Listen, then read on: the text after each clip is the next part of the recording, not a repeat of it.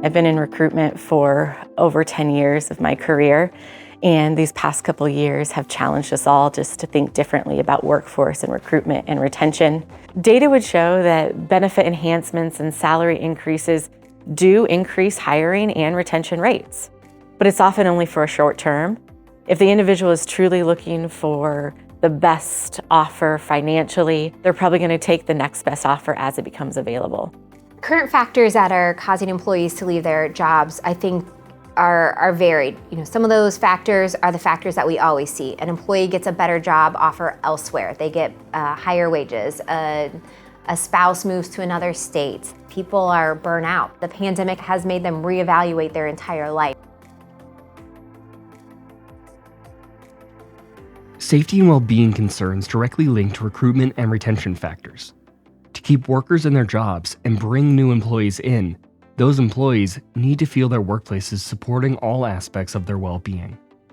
The Worker Well-Being Framework suggests that worker health, safety, and well-being includes 5 areas: workplace physical environment and safety climate, health status, work evaluation and experience, workplace policies and culture, and home community and society. These 5 areas are all related to recruitment and retention. Health and safety are basic expectations of any of employment, right?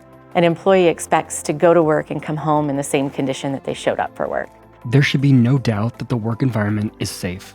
Any potential hazards should be communicated, if not eliminated. The hazards that need to be addressed include both physical hazards, such as chemicals and noise, and psychosocial hazards, such as incivility and harassment. So there's lots of ways to make sure that you're retaining talent. And one of those ways, includes making sure that you have safe workplaces. Whether it's a prospective employee or a current one, workers need to feel like their workplace is directly supporting their health. What this means for policies, practices, and procedures is the organization should create an environment that supports employees recovering from an injury, addiction, or other physical or mental health conditions. Employees with long-term conditions should be accommodated to help retain employees. Providing and encouraging the use of paid time off, employee assistance programs, and flexible work arrangements can help employees avoid burnout. Support physical activity, a smoke-free workplace, a healthy diet, and adequate sleep. Regularly reminding employees of services and benefits available to maintain or improve their health and well-being is a best practice. Healthy and injury-free workers are able to remain present and productive in the workplace. You don't have to be a large organization or dedicate thousands of dollars to have solutions that increase your recruitment and retention efforts. Dedicate time to training your members or your employees on what they need to do to be successful, and you can do that internally.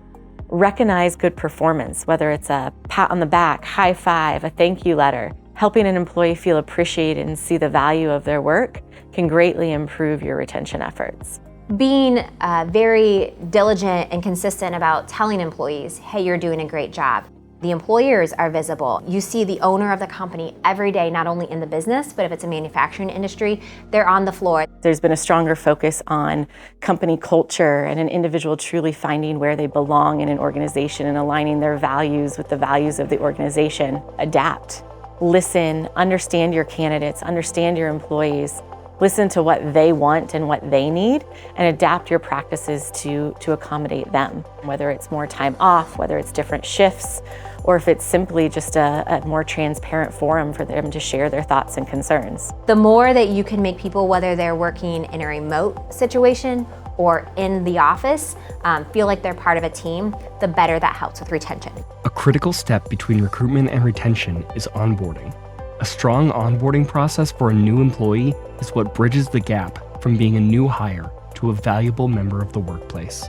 The onboarding process is really critical to help employees feel valued from the very beginning. There are many benefits to having a robust onboarding program. I recognize that it requires time and an investment when you really just want that person to get to work.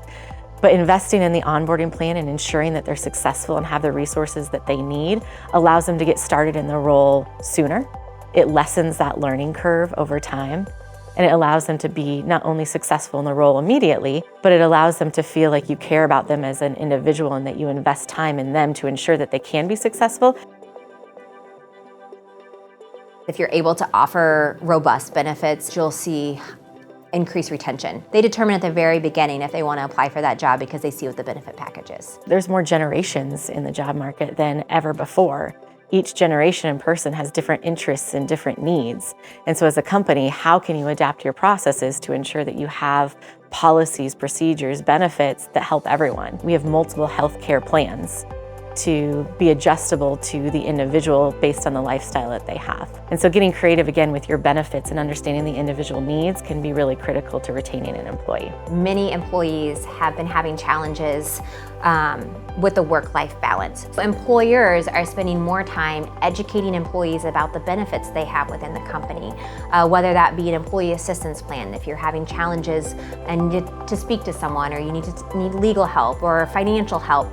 A lot of employers, small employers and large employers, have these plans, employee assistance plans or EAPs, that are free resources for employees to take advantage of. The more flexibility that you can offer as an employer, the more people will look to you as a potential new career opportunity for them. So whether that be just saying, hey, if you have a medical appointment, you don't need to take your paid time off, you just go to the doctor's appointment. The organization should support the health of all employees.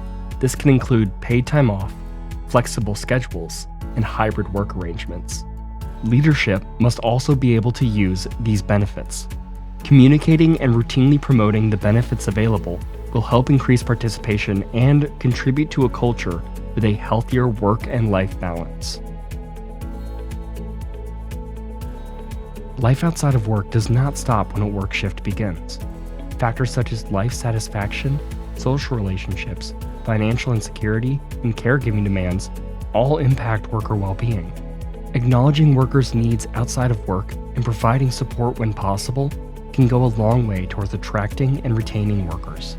Try to eliminate any barriers that they may have in their employment, whether it's childcare, schedules, transportation, or financial assistance. We've seen more employers offer childcare benefits, whether that's a dependent care account, a pre-tax account, whether that's reimbursement. We've been seeing that a lot in the news, having availability, affordability, and quality childcare is a challenge right now for employees and employers. Collaborate with each other, whether it's within your industry or outside your industry, but understand the best practices across industries, because we go about solving the workforce issue a little differently, but we all have the same issue. And the biggest issue is that we need more people in our communities to fill these positions that we have. You see employers taking an increased interest in quality of life initiatives in communities to help with the recruitment aspect of bringing new talent into the area. Regardless of your industry, we're all in the workforce challenge together. We all have the same issues, that there are not enough people to fill our jobs. And we have to come together as a region, as a community, to add people to our community to fill the positions that we have now and in the future.